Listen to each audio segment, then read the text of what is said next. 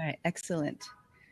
Well, hello everyone for joining us. We're just opened up a little bit early, and I'm here joined with Stephen. How are you doing, Stephen? I'm good. Good. Stephen is in Chicago, and today we're going to be talking about marching bands, pride flags, brand ID systems, economies of scale, and digital manufacturing. We're going a little off topic today, so wondering from you guys who are listening right now, why you decided to join us. Did any of those topics pique your interest, or did you decide to join us because you join us on a regular basis? Would love to know. So let's chat in the chat bar, which is on the right. I think it's on this side. Yeah. Let me know, guys. We would love to know. We're a little bit early, so what have you been up to today, Stephen? I have been finishing my presentation rapidly. I was chasing ants out of the house because we moved into this condo maybe a year and a half ago. It's a 180-year-old building. There's glass brick that's kind of right behind me. That has a little bit of water damage next to it, and there's some ants crawling in. So we were dealing with that today. And you're in Chicago, so it's just after, it's about 1 o'clock there, almost 1 o'clock? It's okay. 1 o'clock on the nose. Very cool, very cool. Yes. Well, we're still waiting for more people to come in. So if you guys are on and listening, I know you're probably multitasking right now, but if you'll please use the button underneath our video feeds that says share and share it out, and let's get everybody in the room before we get started here. So today, for me, I just kind of got started. So this is like the very first thing of my day. And then tonight I'm hosting a typography event. So yeah. So Ron says, hi, Steve, I'm interested in learning more about your design philosophy as a whole. That should be, I know, I've been interested too. Oh, yeah. Oh, nice. You want me to answer that now? Yeah, sure. Why not? Sure. So Ron, I actually know, Ron used to be at VSA Partners years ago when I first started there. We used to sit kind of side by side for a long time, so I think he's just giving me a hard time here. But it's evolved. It's changed significantly, and it's one of the things I was going to talk about. In the context of, I'm sure a question that some people have regarding why I was at VSA for so long and then why I left. And it's early on in my career, I was very much, I had kind of the same mindset that I think a lot of young designers have, which is that I just wanted to make really cool shit, and wanted to get my hands on great projects that gave me great opportunities to do cool stuff. And, over a 22-year period, that's changed. And I become more and more concerned about,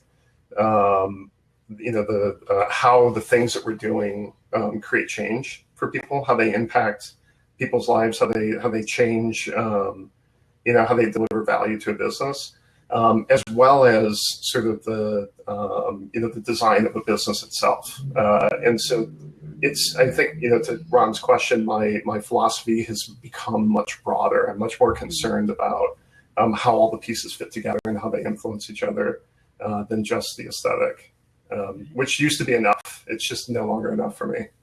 And I think that's typical with designers, that we start off as makers, and after a while, it's not just about making things. It's about getting it right, or affecting change, or really communicating to people. Yeah, absolutely. So we got more people coming in today. I want to re-ask the question. Today we're talking about many different topics, not just typography. So we're wondering why you decided to join us today. Whether there's something about marching bands that caught your attention, pride flags, brand ID systems, economies of scale, digital manufacturing, whatever it is. Stephen wants to know, why are you here? Why are you joining us? Hey, Bernardo. Bernardo, tell us why you're here, if you can. Yes, hi, Bernardo. Why are you here, Bernardo?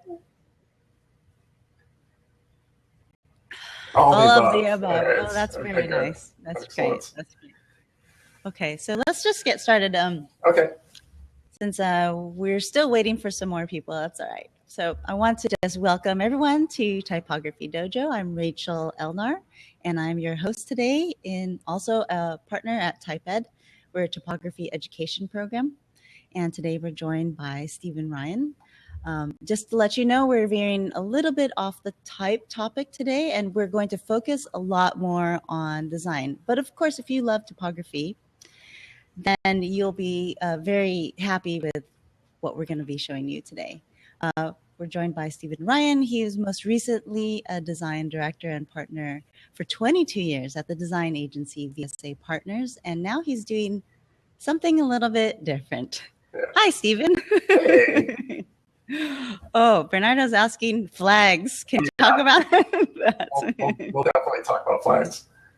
Great. Okay, so Stephen has a lot to talk about today, so you want to get started and share your screen? Great, excellent. Yeah. So you'll have oh, yeah, go ahead. Go ahead. So if you want to, go ahead and start the screen share since it takes a second. All right.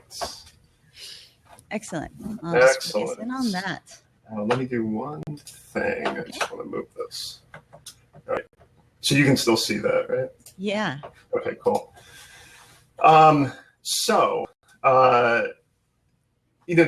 Rachel and I were talking just, for Bernardo and Ron and anybody else that's on, that I, have an editing problem. So I have a ton here. I want to make sure I give enough time to everything, but at the same time, I don't want to, keep everybody here all day. But I thought that I would try to give you sort of quick context for who I am and how I kind of, made it through VSA for 22 years and ended up where I'm at. In the end, the easiest explanation is that it was a series of sort of seemingly disconnected things, which actually I'm going to start backwards. In a lot of ways, I would say, everything that I learned about design, I discovered that I already knew. And I knew because of things like marching band and color guard and drum corps, which was an activity that I was involved in when I was young, when I was 14, 15, 16, and then stayed involved in through my mid-20s. As I aged out, I started teaching a number of drum corps, and it was during that time when I was finishing my degree and finishing teaching color guard and drum corps that I discovered VSA Partners. So about 22 years ago, I joined VSA, and part of a couple of reasons why I joined was because I was looking for an internship in college, but I was just really intrigued with what made VSA tick. They were a small design firm at that time, maybe about 16 people. I wanted to work there because of the smallness and also because they were so passionate about design. And in particular, at that point, it was graphic design. A lot of the work that we were doing was corporate communications based. It was investor relations based. And it was, heavily rooted in, trying to help businesses tell their stories so that they could affect change, throughout the organization as well as in the world. They were great collaborators, risk takers, and they were absolutely principled about their design philosophy. And though the portfolio was what I would consider to be kind of a traditional graphic design portfolio, we really loved this idea that we could, create lasting change. And those were the things that kind of that's what sort of drove me at that time. And I thought I'd share just a quick example of some things that I worked on. This is one of the earliest pieces that I sort of owned right after my internship. It was a 70-year anniversary book for a company called A.T. Kearney, and it was really trying to help them contextualize their 70-year history, but bring it into kind of a contemporary, mindset and a contemporary aesthetic. This is 1996,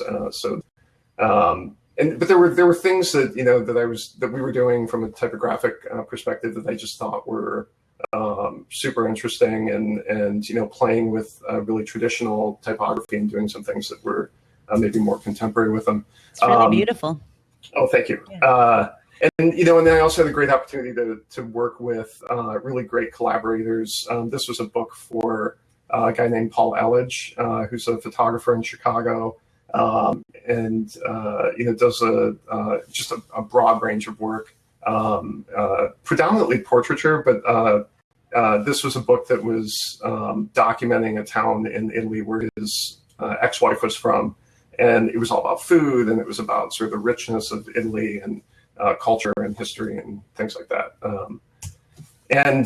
Working for great companies like Mohawk Papers, as well as ultimately Strathmore.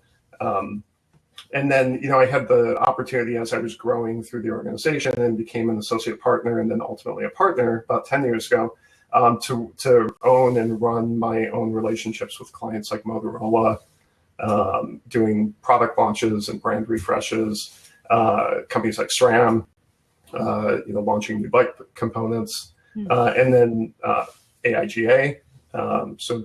Super interesting opportunities, partly driven by the fact that I spent 2 years as the vice president of AIGA here in Chicago, and then 2 years as president. At that time, the organization was going through a significant amount of change. And I think people, like myself and Rachel and others, were really trying to sort of push on the boundaries of what that organization could be and who it was meaningful to, and how it could be more meaningful to a younger generation of designers. And I, felt passionate about trying to change the organization at that point. And then, lastly, I spent about 5 or 6 years running, a team of people at VSA on the Converse account. And the thing that was great about this particular work was, was that when we were brought into the relationship, it had been owned by Nike for about 10 years, which a lot of people don't realize. And they had, for the most part, Nike had was sort of letting them do their own thing, but letting them,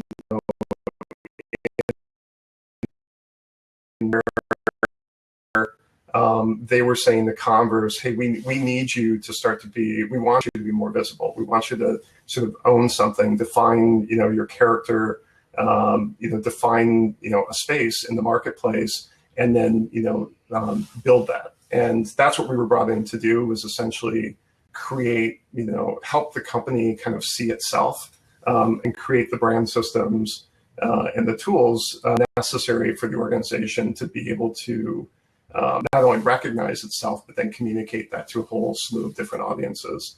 So we did everything from, advertising to helping them launch their first Red campaign, product Red. And do it in a way that felt like it was consistent with the product Red organization, but also felt consistent, and true to who Converse was and authentic to them. That's a great design challenge. Yeah, it was especially at this moment. I mean, it was the first year that the product Red as a partnership was starting to, sort of rapidly expand out to all their partners. And they were trying to figure out how to manage, consistency across all those individual product brands. So, Gap, Armani, Converse, and a handful of other companies I just don't remember off the top of my head. And yet, I think Converse was really, because they were going through their own transformation, they were being very vocal about the fact that, hey, we want to participate. We want to be clear that we're part of this organization, but we can't give up who we are, in exchange for that. We have to be true to who we are. And so a lot of it was at this moment that, we as a series of partners all kind of landed on the idea that, that what made the aesthetic true to the brand was all about kind of revealing the hand of the creator, that everything that they do, you should see evidence of the making. And that became sort of instrumental to the brand as we moved forward. So for the next, 5 3, 4, 5 years with them, we worked on things like their brand plan, as well as their many of their sort of marketing plan and business plan tools. And a lot of these were about, again, characterizing for themselves as well as to Nike, kind of who are we, what are we going to do, what is our product vision, what do we stand for, how are we planning to innovate, what are the drivers that we're going to innovate product on, and why do we believe that those are going to be meaningful to our audiences. And a lot of what we were doing was about helping them package that and build the systems in order to do that. So there were lots and lots and lots of toolkits like this, where each season, as the brand was launching their next campaign, we would create the aesthetic program. We would figure out how to package it for each of their individual product franchises within the Converse brand, and then we would help them take it to various different retail doors with packages that were unique to that retail partner, but all tied back to the national campaign. Super challenging, but really interesting.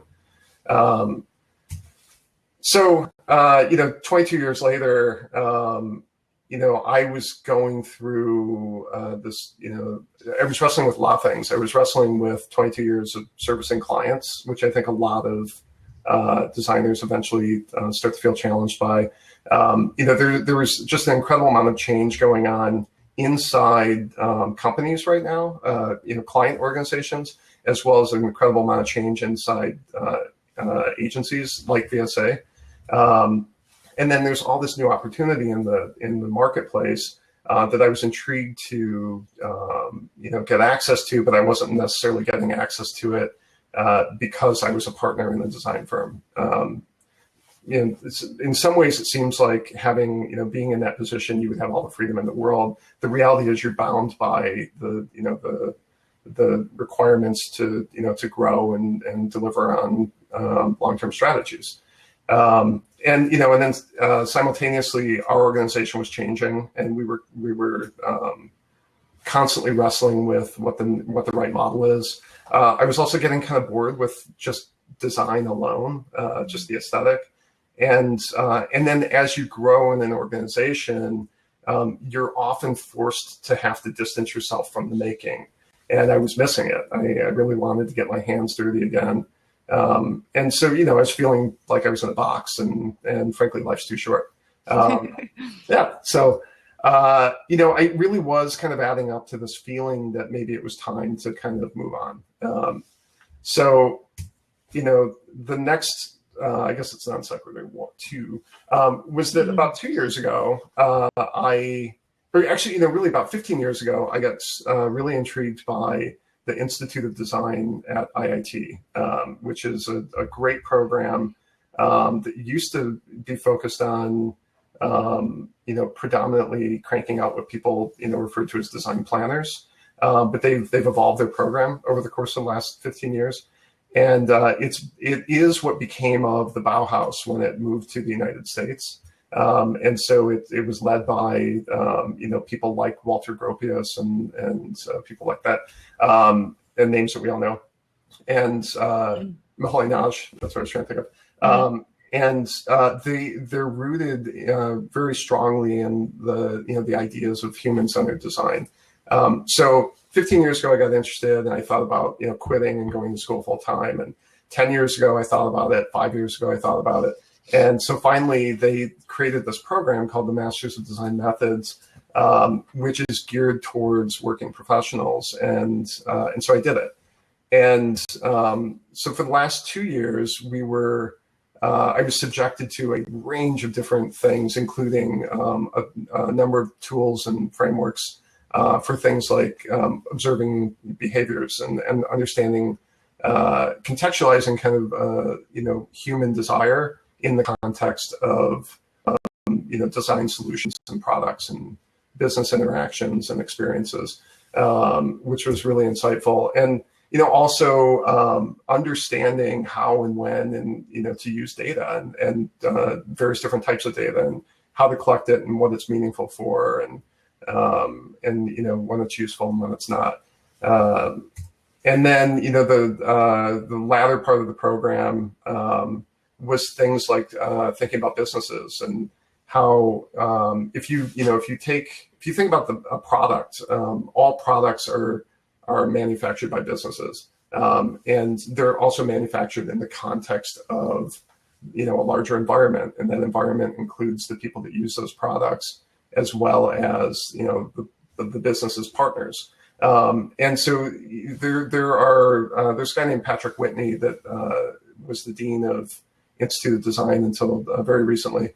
And he had this whole philosophy about what he called value webs and activity systems. And value webs are the web of value exchanges that you have with your outside partners and with your customers. And mapping those value systems, those value webs out so that you can understand where the leverages are and where the trade-offs are and where the exchanges are. And then there's activity systems, which are all the things that a company does inside the organization in order to deliver that product. And if you can map those things out and create a visual diagram of those, you start to see the opportunities for eliminating pieces or turning things like customers into partners and things like that. And you see new opportunities for collaboration and new opportunities for interjecting technology, and all those things are opportunities for innovation and opportunities to disintermediate the marketplace and things like that. And so that became super intriguing to me. While that was going on, so then, out of that, I walked away with a few themes that were really intriguing me at the moment or at that time. And one was this kind of larger theme that we're moving from, what has historically been since the 1950s and 60s, an economy of scale. That everything that we have done in terms of manufacturing products for the last, 60 years has been about creating systems so that we can manufacture individual products the most efficiently at the greatest scale so that we can deliver them to the broadest number of customers. We're rapidly moving from that to what Patrick has coined and other people have coined an economy of choice, which is that with the emergence of new technologies, more and more we have the opportunity to customize products to the individual. And do it rapidly and do it, in a way where we don't have to be bound by all these, all the negative things that come with scale. And I could go on and on about that, but that was super interesting to me.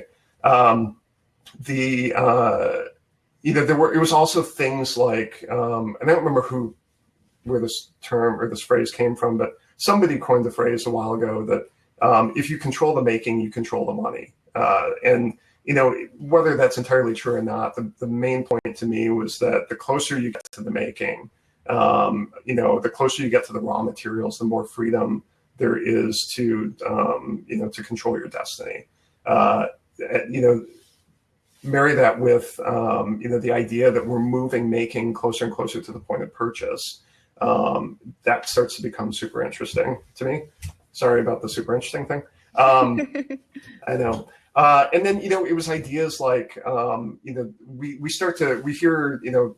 talk a lot lately about agile and agile systems and agile methods. The reality is it's, for me, it's this notion of, prototype and test, ideally in market, learn from what the data tells you and learn from what the observations tell you, and then repeat.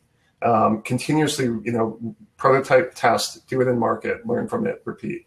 That starts to get to, interesting places. And it also allows you to do things like on the right, function in a way where you can be incredibly lean and agile in everything that you do, in theory. And especially if, anyways, but that was interesting. There was, we also hear a lot about, there's this growing narrative around predictiveness and predictive analytics. And when you follow this, this thread that manufacturing is moving closer and closer to the point of purchase, customization is moving closer and closer to the point of purchase, it creates an opportunity for us to start to think, to create businesses that are less about being predictive and more about being, designing them to be responsive. So I can't predict all the things that you're going to ask for, but in the context of the services that I'm going to offer, I can design my company to be responsive to those needs as much as possible. At least that's the desire. Stephen, yes. So basically you're designing the frame around the choices, correct? I mean, yeah. You can sort of do that. Like actually, I think that's happening in many different industries with pizza, for example. Sure. There's so many new pizza places that you can just choose your own toppings, or like Chipotle or whatnot. So right. It seems to be happening. Absolutely. Yeah. And it's, the thing is in traditional manufacturing spaces, things like, garments and shoes and cars and, the larger scale stuff, the opportunity to be responsive on, in those types of products is, we don't have to design entire, manufacturing lines to produce a single car. We can design lines that can be customized to the individual as well, in ways that we couldn't do in the past. And it's not all here, but we're moving in that direction. And is that, I mean, anyways, yeah. So, yeah. And then, it was obvious, things that we hear all the time about, look for the niche, serve the underserved, create something that's meaningful to people, that people care about, and, seek out opportunities to learn, and things that we can learn that we can repurpose. Like, these were the themes that, I was wrestling with at the same time that I was feeling like it was time to maybe go do something else. And so it was this, I'm summarizing the last point, but it was this notion that, that manufacturing empowered by technology is rapidly scaling down and becoming local. Like that, I think, is incredibly powerful and interesting space to try to play. Mm-hmm. The challenge for me was how and in what context, and, how do I do it in a way where we're not just going to, lose our butts on a hobby. And then the second thing was that, these global manufacturing systems that have been built and are in place, they all have capacity, and there's, they're looking for ways to keep their machines busy still. And so that's a unique opportunity that can be tapped into as well. So it was things like this. It was, when you on the right is the Nike Flyknit shoe, and, similarly Nike Dry Fit fitness apparel. A lot of those products like that are being manufactured on machines like what's on the left, which is a whole garment knitting machine. So literally, once it's programmed, it will output a complete garment, top to bottom, with seams, at whatever size you want. And every single piece that comes off that could be different. So that, the first one that comes off is a small, the next one's a medium, the next one's large. And they can each, within the context of the threads that are on there, they can be fully customized, size, color, design, etc. That's incredibly powerful. And they're small enough that they could, be back of house at retail locations. Seems interesting to me. There's also things like, at a smaller scale, digital printing, and, customization of fabrics, and, at really small scales. So you no longer have to buy minimum quantities of, 10,000 yards. You can buy one, or you could own the machine yourself and print it yourself. Seemed really intriguing. There was also this, while I was in school, it was during the time that we were starting to hear all these just really nasty things in the fitness industry from companies like, you're looking at, where it was being revealed that their business strategy was all about sort of shunning an entire marketplace of people that, just simply because of the size and shape of their bodies, which I thought was awful. And, so we were thinking about that, and, there's also in that context, like if you look at, and you can do the research yourself, but if you look at the sizing of standard fitness apparel, it all caps out at about a size 12 for women. And then you look at the average sized women's dress sold in the United States today, it's a size 12. So if average is size 12 and the high end of the market is a size 12, and businesses are saying that they're essentially, shunning the high end, then there's a problem. It seems like there's, opportunity there to do something positive. And so anyways, that was just another thing in the back of my head that we were talking about. And this is kind of what I was talking about capacity in the marketplace.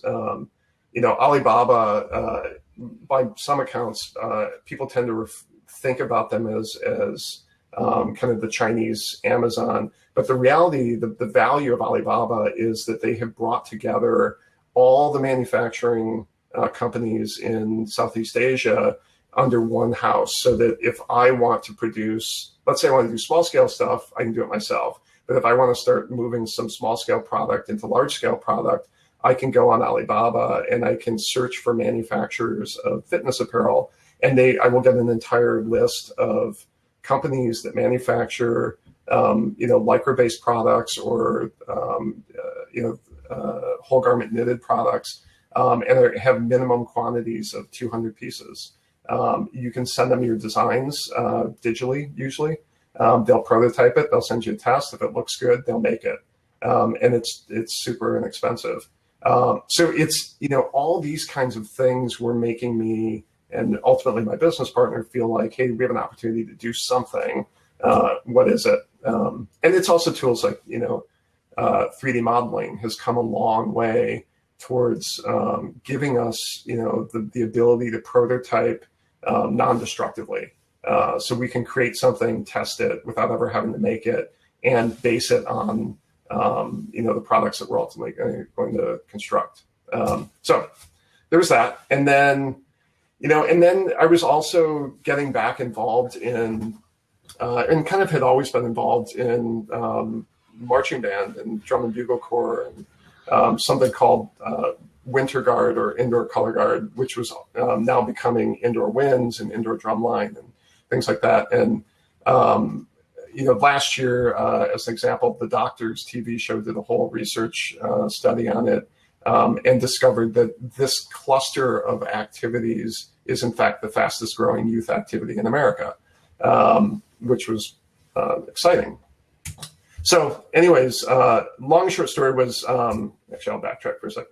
Long short story, while I was wrestling with this, my now business partner and longtime friend, Alan Spaeth, who I've known for, 30 plus years, through the marching bands, competitive marching band in Michigan, he had been working for a company running their production department, producing predominantly flags and some costumes. And he was getting frustrated, by his relationship with the owner at that time, and was feeling like it was probably time to leave.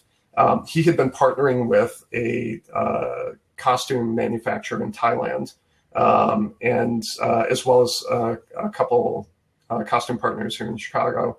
And so I called him and I said, hey, look, all, the costumes that we're doing, a lot of them would fall into what might be typically classified as a plus size.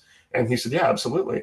And I said, would we, ever be interested in trying to adapt some of those patterns for fitness apparel? And here's why. And I sort of made the case. And so we decided we were going to start exploring it, and which is a good thing because about a month later he got fired. And so about a year and a half ago we built a company, and I thought I would just share really quickly. This is me. Can you see my hand? Yeah. Okay. Yes. That's me. However many years ago in a drum corps out in Rosemont called the Cavaliers, which is an all-male drum corps. And then I'm going to move really quickly by these two photos. And then I'm in this picture somewhere. This is with a group that I performed with in Miami called the Alliance of Miami. And this was, 25 years ago, probably. you know, in this group of individuals are some of the top designers in this activity today. And, you know, Alan and I both knew many of these people as well as many other people in the activity. There's me again. Okay, so anyways, we decided that we really wanted to make this happen. And, you know, and it was partially because, you know, when you look at part of what this screen is about is that it is a rapidly growing activity. There used to be, when I competed, maybe 50, maybe 100 top groups. There are now thousands of groups. And every single one of those photos has digitally printed fabrics in it. Some of them are, you know, things that we've designed. Some of them are things that other people have done. But you could see that, you know, the digital printing was emerging rapidly within the activity. And so if we were going to build a business from scratch, we felt like it was going to give us an opportunity to play with technology that we wanted access to begin with. And then while that activity has been growing, there's been this emerging indoor winds performance activity as well as indoor drumline. So it's, you know, what used to be a 3-day competition has now become a 2-week competition with people, with groups coming in from all over the world. And as an example, this group in the upper left is a group called Amachi that's out of Japan.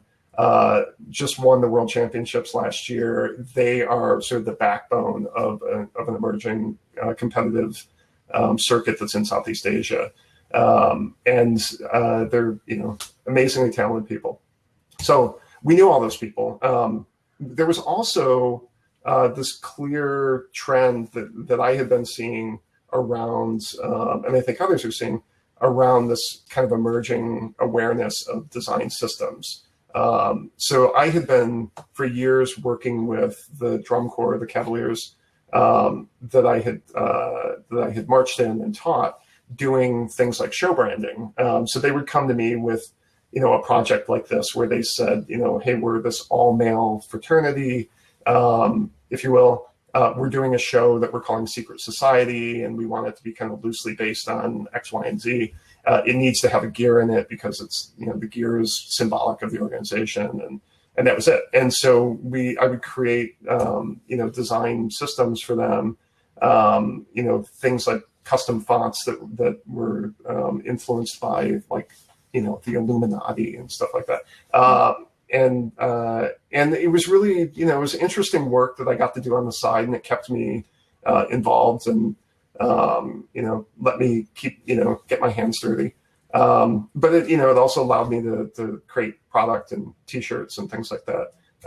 Or, you know, the year after that, they did a program that they called Immortal, which was all the kind of zombies and vampires and just, you know, interesting but goofy stuff. But it was great design work, and I was having a fun time, or a good time doing it. So anyways, Alan and I decided, let's make some flags and shit, you know, like let's you know, let's hire some people, let's get a space, let's buy some sewing machines. And you know, while I was at VSA, I was working at night and on the weekends, you know, launching the website and, you know, doing patterns for flags and stuff. And so we've done some really interesting things. I can't show you guys everything because we've done so much in the last 12 months. But one of the groups that we did last year, just to give you a sense of the design systems, had decided that they wanted to do a program. It's actually a group that my business partner, Alan, does the visual design for. That was all, the program was all based on surrealism. So it was, you know, taking influence from a number of different surrealist artists, you know, like Magritte and Dali and other things. And so we created this, you know, series of flags for them that should be somewhat obvious, like the melting clocks of Dali, you know, and the Magritte apple, a couple different ways. And this, you know, there was this moment that was all about sort of the giant Dali ear, which you'll see in a second. And then I was wondering if that was Van Gogh. Oh yeah, actually, that's funny. I wonder. It was more of like if you see a lot of Dali paintings, there's like these giant, body parts and things. Yeah. Um, and then we had decided that like, hey, let's dabble, because Alan does this group. It gives us the opportunity to, to dabble in costumes. So we, and at this point we were, all the custom fabric printing that we were doing, we were outsourcing to a fabric printer in North Carolina, which everybody in the activity was using. And so we, in order to not waste money, we invested in some 3D software that allows you to drape fabrics on digital models and then quickly render it. And again, it's rendered using the exact same patterns that we're going to use for the costumes. So once our client sees it and says that they like it, we literally just hand over those pattern pieces to the printer. They print it, they come back ready to cut, and we cut them out and make the costumes. So this was the final package. So you can see kind of the similarities between, the rendering and the final costumes. And, literally every single thing in this photo is something that we either made, the flags, the guard uniforms, the jackets, we did the print, we did the hat covers, and then we sent all the printed fabric to our partner in Thailand. They did the band jackets. We have a distributor relationship with the company that manufactures the rifles, the flagpoles, the gloves, the shoes. And then we have, other partnerships that sort of source, provide resources for other things. So it gives us an incredible amount of control that we now can offer to our, partners, which I'll get into in a second. So, and then we work with a great set of clients that that know how to think through sort of the libretto, if you will, of a show. They can design the visual program, or at least, develop the storyboard for it. And then they'll come to us and tell us, here's what I'm trying to do. This was another artist influenced show. And then based on their input, we'll then, use that to develop the props and costumes and flags. Another group had asked us to do a whole Art of War show last year. And we ended up doing probably the coolest flag we did all year was that giant koi fish flag at the bottom. Yeah. And mainly because it's printed on two different fabrics. And so there's, there's some opacity and translucence to it. So it actually looks like, I think their color guard was like 90 kids or 60 kids. So it was like 120 giant fish on the field. It was fun and it was pretty. And when they perform, I'm sure it's so visually arresting seeing these designs actually move. Oh yeah, choreography and whatnot. Yeah, and if anybody that's listening has any interest, there's some videos on the RNS Marching Arts website that you can see some of these, and then they're all over YouTube as well. But we were really sort of pushing on what we consider to be the boundaries of, what we're referring to as digital hybrids, where we're marrying custom printed fabrics with fabrics that we're buying from, overseas. And then, things like this group out of London called Mayflower had asked us to do a flag that looked like their whole show was about sort of, they were luggage that was traveling around the world.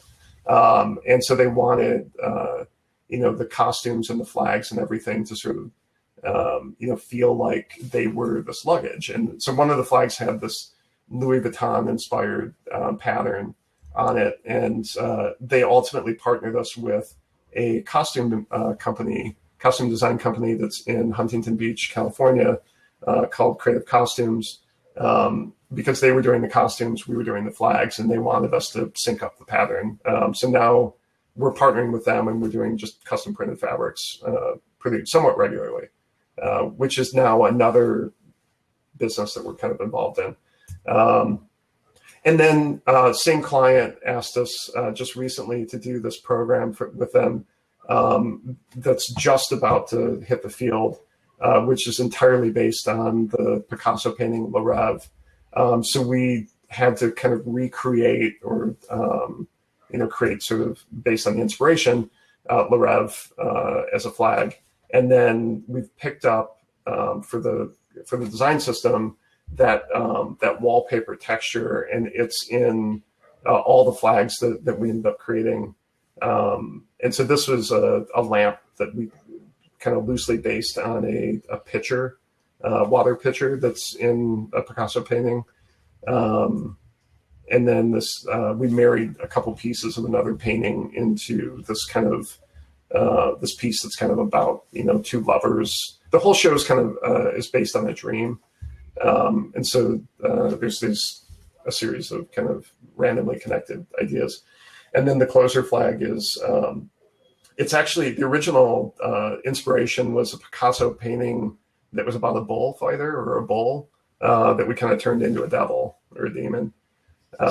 Yeah. So anyways, a really cool program. And then we've then carried that through to the props. So there's this giant, 15 by 30 foot bed sheet kite that kind of flies over at some point. There's a 30-foot tarp. There's another kind of 20 foot by 10 foot half tarp. They have a series of ramps that they're going to have on the field that on one side is, this gradation that's running kind of across the bottom here. But then when they flip over their beds with pillows and pillowcases, and then all along the front sideline is this massive 4 foot by 72 foot prop. So really well integrated, program that's given us the opportunity to leverage our printing technology for a lot of different things, as well as partner with a number of different people. And it's giving us access to some manufacturing, tools and skills that we haven't previously been exposed to. So out of that, we've done costumes for a whole number, and probably we were doing the math, I think there's about 25, 26 groups that we're working with already for fall. And, there, to some degree, most of what we're trying to do is stick with lycra-based product because we want to get good at doing that. Things that are printed, and then things that are kind of based on, a traditional unitard. So various different arm lengths, leg lengths, necks, et cetera. And that's it. The stuff that's more complex, we don't want to do. And part of it's because also we want to we're trying to learn something about this so that we can get smart about doing, hopefully fitness apparel still. I'm going to fly through this really quick.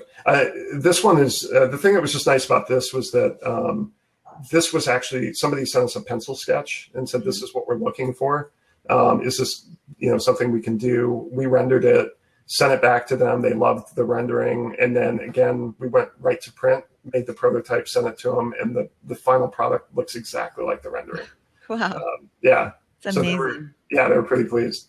And then, sorry, I'll push through. That's okay. Okay. So let me just tell everyone. Sure. So guys, if you have questions, can you please put them underneath the questions and topics tab underneath the video? That just helps people who are going to watch the replay jump to the questions or to the answers much quicker than try to scroll through this and get the answers. Cool. Sorry about that, Stephen. That's okay.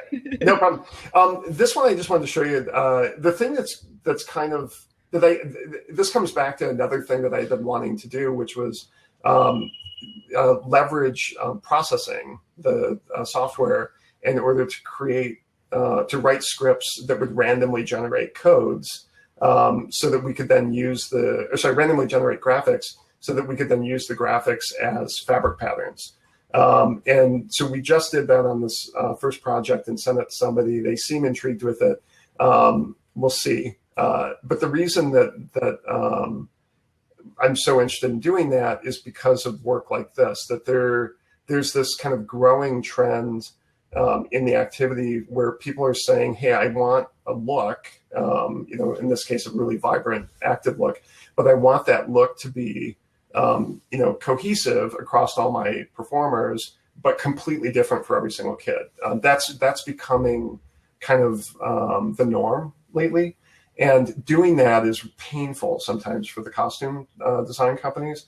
So we thought if we could come up with a way to, simplify through scripts, a process to create, an integrated visual package, we might be able to offer that back to some of our costume partners as a way for them to kind of simplify what they're doing.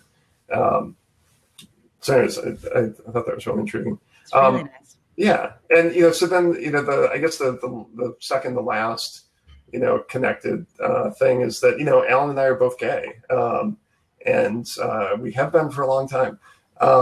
And, we wanted to do something. We were looking for two things. We were looking for something else to do with our new, investment, because we bought our own digital printing system. Something that we could do that would be beyond simply the color guard and marching band world. And then also something that we could do that was potentially good for the community. And so we started talking about the pride flags and the rainbow flag and how it has been, sort of unchanged for years. And, one thought was, well, maybe we take the 6 pride colors and put it into some of our existing designs, which seems kind of stupid to me. And because nobody's going to care. And then, we did a little bit of research and we found out that, it was originally a 10 color or 8 color flag. Actually, I think there was a 10 color flag. The problem with the reason that they got rid of the pink, for one, was because it was hard to get pink fabric for some reason. I don't know why. But with digital printing, we can print whatever we want. And so then we took the idea and started talking about, like, what if we applied the pride, colors to a range of other things that people have pride in. Immediately we started talking about the state flags. And in particular, because of this wave of sort of acceptance that is, some would say a wave, I'd say maybe a trickle, that's spreading across the United States. We thought that I think an incredibly positive way to make a comment about some of our states are accepting, some truly embracing, and some aren't. And also, I think it makes a statement about that I as an individual I have pride in the place that I live. I have pride in the country that I live in. I'm proud, and happy and open to be a gay man. And I want people to recognize that I'm part of this community. So we bought prideflags.com, which was just sitting there. Nobody was using it, and have, to date redesigned all 50 state flags, plus the Washington, D.C. flag, as well as we're starting to do some other things. We've had some people come back to us and ask us to do things like, the city of Chicago. We've had a request for, the UK. We've had requests for other things like fraternities and universities and sports teams and things like that, which introduce some other licensing issues. But unfortunately, we were slow to get the domain. And then the domain the website was launched about 2 weeks ago. But the Facebook page went up 8 days ago, and we're just under 800 followers on Facebook. Oh my gosh. I know. Yeah. Holy cow. Yeah. So, it's slowly trickling out but we've gotten our hate mail too. But it feels positive. And then the thing that we really want to do is, if we can get momentum, I should introduce one other thought. My business partner, Alan's husband, Eduardo, is the head of public health for HIV and AIDS in the state of Illinois. He sits on a national board. He's shared this with all of his national partners, who are all incredibly intrigued by, what we're doing. And what we really want to do is identify individual organizations for each state that support the LGBT community, as well as that maybe are in need. Like in the city of Chicago, it's the Center on Halsted. And, ideally what we'd like to do is take some percentage of profits from each individual flag and give back to charities in each of those states. So that's the long-term goal. We just need to identify what each of those charities are, and then we need to get people interested in, these flags and buying them. But we did get our flags up at the Center on Halsted, which is awesome. Super intrigued. And to Rachel's point, we just need to get someone to go up there and steam out the wrinkles. And then the last thing is we really love to come back and do the original, explore the original business, which was to do kind of a positive, body conscious, body aware, fitness brand. And we've already trademarked the name and, licensed it, and, it may or may not be right, but it's something that we can play with and, again, prototype it, put it in market, see if people care. And then, if not, we'll change it, do something. So wonderful, the work that you're doing. Thanks. Yeah. So that's where we are. Well, okay. Usually we try to keep to an hour, but we're going to be going over because we have a lot of questions. Is it okay with you that we go over an hour a bit? You have time? Me? Yeah. I got plenty of time. Okay. I don't have a job. There you go. Well, you have a lot of great comments in the chat bar. People really like, Zach says he likes the shapes, and Anna says it's genius, just genius. And Erica says that she loves it. Yeah. So I want to remind everyone to put their questions underneath in the question tab. And afterwards, Stephen's going to give away one pride flag to one of the questions. So let's just go through the questions. I will just ask you, and then you can answer them. We'll just start at the top, if that's okay with you, Stephen. Yeah. All right, cool. All right. So Candace says, hi, Stephen. How do you feel your contribution to pride flags helps drive and encourage LGBT rights and equality movement? It's funny. I was saying to Rachel that there's another question that's up here, but anyways, that's connected. That sometimes I don't feel like I have the right to answer. To be honest, I mean, other than that I'm gay, that it's I'm not a historian, and I'm not typically political in that kind of way. I mean, I certainly have political concerns, but I'm not politically active. But I would like to believe that I think that kind of what I was saying before, that we all want to feel proud about who we are as individuals and who we in the communities that we contribute to. And I think that we also all, to some degree, want people to know that we're here, which is sort of a balancing act. It's, the second that we put up the Facebook page and the website and started posting the photos, we got 800 followers and about, 20 negative comments.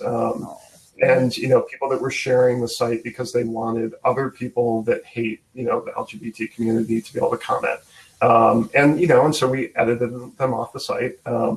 But anyways, so my point is that there is this sort of, tension certainly in who I am, that, that I want to sort of, I want to fly the, I want people to know, but at the same time, I'm kind of afraid to let people know still. And maybe it's because I'm, 47, but anyways, so I'm hoping that we're giving people another way to sort of, show their pride, and to do what the original intention was, which was to evolve that, message, to take it to someplace beyond just the simple rainbow flag, to give it something that felt fresh and contemporary and of the moment. But there has to be you must have had an inkling of that you wanted to encourage a little bit of equality, or else you wouldn't have chosen that Sure. pride flags, right? I mean, obviously you have your own printer, you can print whatever you want, right? Yeah. So, well, and this is also not just me. I mean, it's also, Alan and Eduardo and my partner and our friends. I mean, we are all collectively, looking for, the right balance and the right way to communicate who we are. And some of us more political than others, and some of us more activist than others, I guess is where I was trying to go. I'm all for pushing on boundaries as long as people don't get hurt. So, that's what we're trying to do. It's good. Yeah. Hopefully that helps, Candace. Yeah. All right. So Lisa is asking, hi, Steve. What kind of copyrights do you get when you do a project like the suitcase costumes? Yeah, so I know. I was hoping she was going to ask about something other than that particular one. Yeah, I mean, we have we do consult a copyright and trademark and IP attorney with a number of things. It is it's a growing issue within the activity. I mean, they have been really wrestling with music in particular, that you have to have performance rights in order to to perform to the music in public. And then you also have to have video sync rights in order to document the work, which has caused a number of issues for all those activities because they haven't had the video sync rights to date. So there are thousands of performances happening on a yearly basis that aren't getting documented or archived. And because of that, there's this growing concern about reference, for visual references. So, we definitely have to sort of talk to our clients a lot of times about, you can't just use, the Louis Vuitton logo and pattern. As long as it's used, as long as we create something that is parody or that's an homage, and we do it in the right way, it can be referential without being completely duplicative. We can get the same effect and people will get the point. And then you're not violating somebody else's trademark. That's good. Good answer. Yeah. Great. So Anna's asking, how many options do you present to these groups? Is it just one solid direction? That's a good question. It's funny. Last year we got really lucky. I would say of the work that we submitted, for the most part, most of it would be one option. In some cases, we might have variations on a particular flag, or maybe costumes tends to be the one where we see more variation. But for the most part, about 90% of what we showed was accepted the first time. And a lot of that's because not a lot of people do what we do. So people know if they can articulate what they're looking for with some clarity, and we can be good collaborators with them. By the time we get to a sketch and to a rendering, we have a pretty good idea what they want. Okay. So, it's like any other design process, right? Yeah. Like the more communication up front, right? Yes. Yeah. And absolutely. I mean, if it's not clear, if we're hunting around for the idea, then we didn't ask the right questions, or we didn't ask enough of them, or we didn't probe them enough for answers. And so we'll go back and, we'll ask for more context and, give us a better understanding of what the show is about, or, context, for what we're making sometimes is, what does the band look like? How many kids, what does the drill look like? Things like that. Yay. Okay. Yeah. Hopefully that helps, Anna. Let's see. And Bernardo's asking, okay, this is a long one. In your head and emotionally, how was the jump from VSA to RNS? After 22 years in one field, how did you feel making the jump? Did you hit the ground running, or did you have a process to get here? I'm curious about your internal process more so than the technical aspects. Sure. Okay. So I'm going to tiptoe through this a little bit. After being at the company for 22 years and being a partner in the company, you don't sever ties without certain agreements and without certain commitments. And so there's a certain degree that, some of it, there's a certain emotional side that I'm not going to talk about because I can't. But then there's the reality was I saw the organization changing. I knew that, while I was wrestling with, looking for a change, I knew that it felt like there were things, my role was changing in a way that people, the changes were clearly things that I wasn't happy with, and would never be comfortable with because of who I am and what my personality is. And we all knew it. We knew what the ask was, and so I was waiting for, the request to depart, because I wasn't going to walk out the door. So even though I knew it was coming, it was still, you're being asked to leave an organization of friends, people that and family, people that you spent 22 years, developing really deep relationships with. And so that part was tough. And, it was tough to have that conversation with people that, who I care about and trust. But because I knew that it was coming, I had invested in this, effort with my friend and business partner, Alan, a year and a half ago, because I knew that I might want to fall back on that. And Alan and I wanted to, like I was saying, sort of dabble with new things. And so I was getting more and more excited about what could happen and what we could do and where we could play. So literally the day that we made the decision that I was going to leave the company, I called Alan and I said, hey, that conference that you were going to go to next week without me, I'm going. That, that business partner discussion that you were going to have in 2 weeks without me, I'm going to be there. And so I moved right from VSA right into this other, opportunity. And then it was the freedom from, having to manage 2 lives that allowed us to make the decision to buy, new technology and try new things. So it was a little bit of an overlap. Yeah, it was very little. It was, everybody was encouraging me to take 6 months off and do nothing, which I, was not going to do. And it was more like 6 days. I went right into RNS. Mm-hmm. Great. Yeah. I hope that answers that, Bernardo. Yeah. Yeah, if not, ask another question. Yeah. Okay. Candace is asking, what do you foresee for the future of costume design and technology for that? Oh, interesting. It's funny. So, part of the reason that I showed the digital knitting thing is because I'm dying to buy a whole garment digital knitter. Because if you think about knitting like screen resolution, it's the resolution of the knitters is getting really good. And in fact, I tried to go see, visit the company that makes what I think is the best machine in the United States. And at the point at which I'd scheduled the visit, I then, I was like, how much do those things cost? And it was significantly more money than I am interested in spending. But I think that could be, it could be, we could start to see that pretty quickly.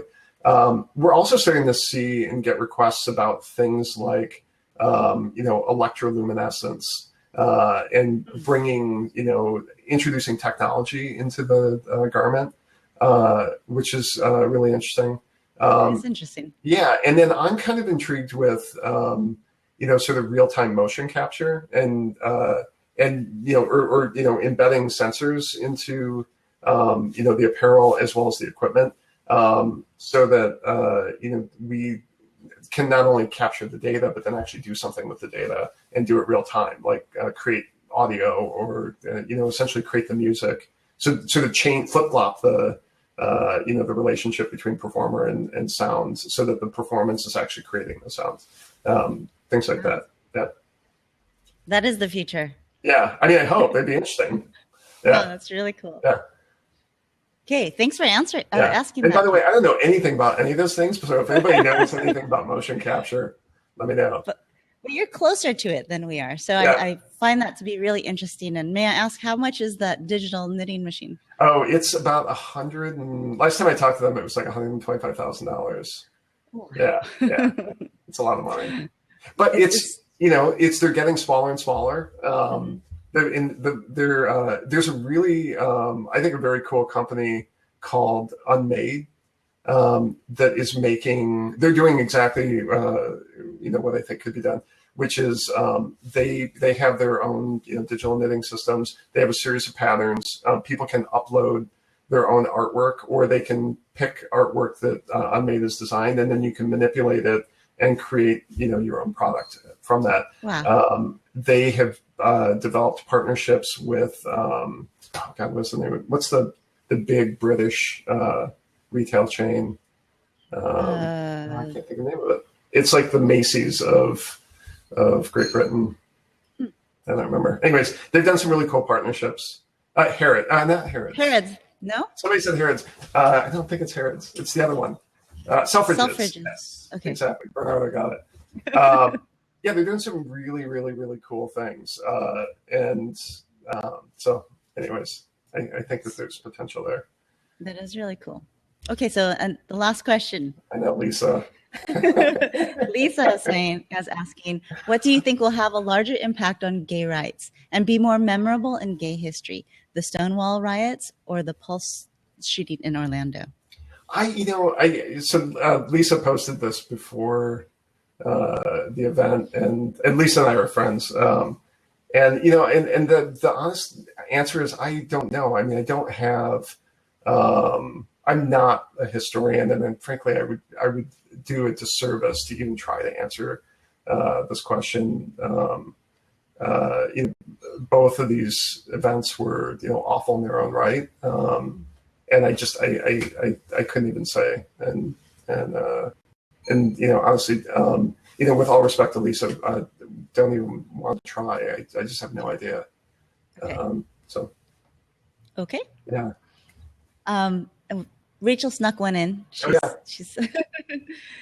She says, I hope this makes sense, but I think this is a beautiful example of design's ability for strong emotional impact and meaning. Have you had any experiences that showed you how it's affected the movement and individual or even yourself? It's great. Yeah. And Rachel, are you talking about the pride flags in particular, or? I'm assuming so, Rachel. Yes, the pride flags. It's interesting. So we're getting a really positive response from everybody that we talk to, or everybody who's seen it, which has not been a huge audience.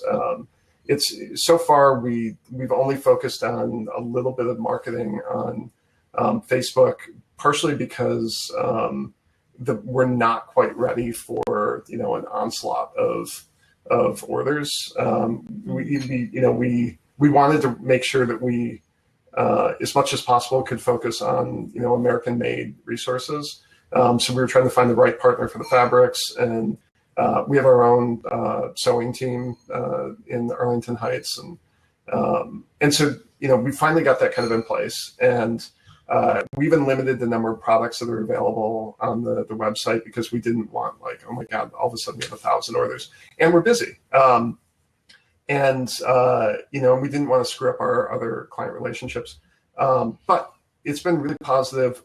Some of the people at the center on Halstead have been incredibly supportive, and feel like it's funny. I mean, I'm stumbling with this because there's sort of an inkling of an idea for why we did it, and part of it was just that it felt right. It felt like let's do something that expands the conversation a little bit. But the feedback has been, I think the way people are interpreting it and the way that what it means to them is so much bigger than anything that we thought it could be. Right. So I think Rachel, to your question, I think it is having some emotional resonance with people, and it's completely different with everybody. And we're having people that want to buy the flags that aren't even, of the LGBT community. They just believe in kind of what the point is to them. So great. Thank you for answering this. Oh yeah, no problem. So I want to ask you, which of those questions do you find most interesting or haven't been answered? I'm sorry, I'm going to put you on the spot here. I see. I thought you were going to do that. It's.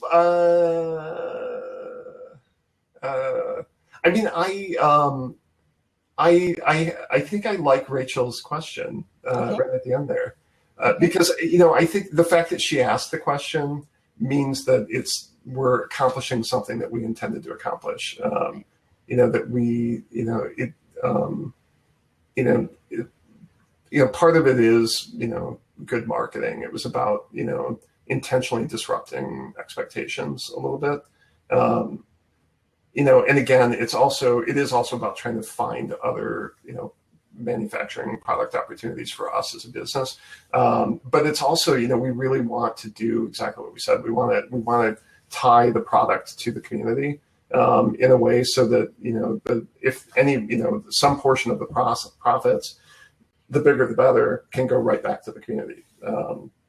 And I think if we can be successful at that, then I think we're doing the right thing. And I think if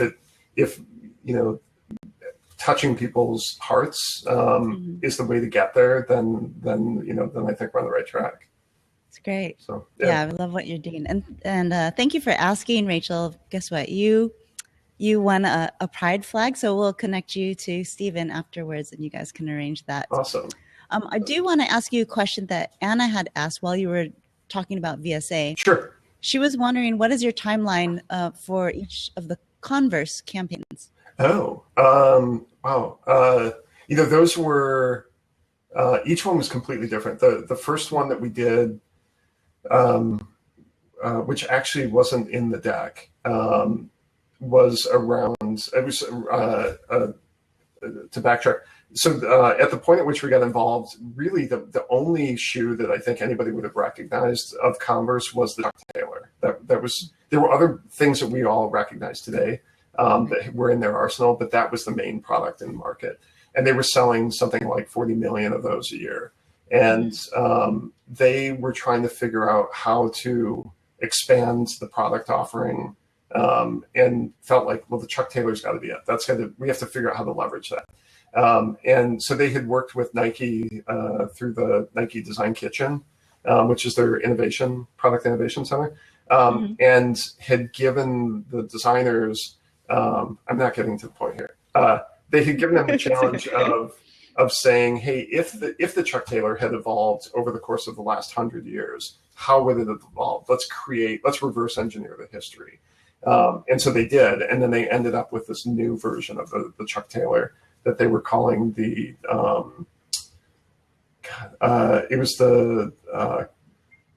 it wasn't the Chuck Taylor, it was the like the All-Star Revolution.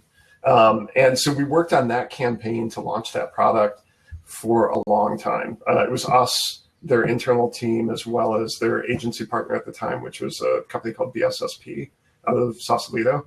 And the three of us, as well as product marketing, spent probably like 6 or 8 months trying to get that right. And ultimately it collapsed because of licensing deals and things like that just couldn't get smoothed out. And then the next thing we worked on was the Product Red campaign. And that I think we had maybe, a couple months, maybe a few months. But we were racing for time a little bit.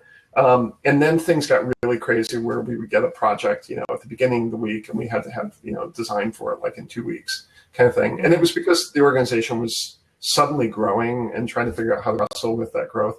And then near the end, we were in a rhythm where we would actually find out about, all the possible, what they called product stories 18 months before the product was going to launch. So we would be at the sales meetings where they were introducing them to their internal sales team. And then we would be at the next sales meeting where they would refine those stories and share them with their outside, retail partners. So then we saw like from 100 stories to, 150 to 100. And then we would watch the progress from the 100, down to 50, say. And during that time, we would help package the story to tighten it up for their retail partners. So at the point at which we actually got the campaign work, we might only have, a few weeks, but we knew how the story had evolved, right. And we were part of developing it, so that we could put the package together really quickly. But it was always a lot of work right at the last second.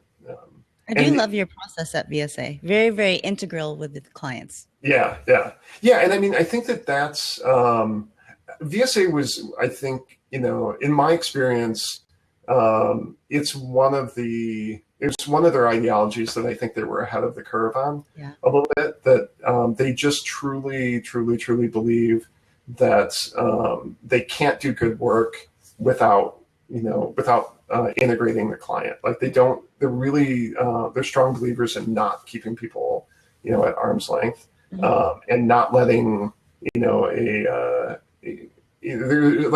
traditional agency model is such that oftentimes you have an account person that's meant to kind of like filter the client away, and they weren't like that at all. So yeah, I really like that process. Yeah, I do too. Thank you for sharing that. Yeah. Yes. I really appreciate your time today. That was great. I have to say that. Yeah. I mean, I would love to have you on again because you know me, I didn't get any of my questions in. Oh, sure. Yeah. I'm just kidding. Anyhow, so thank you so much, Stephen. Absolutely. I really appreciate it.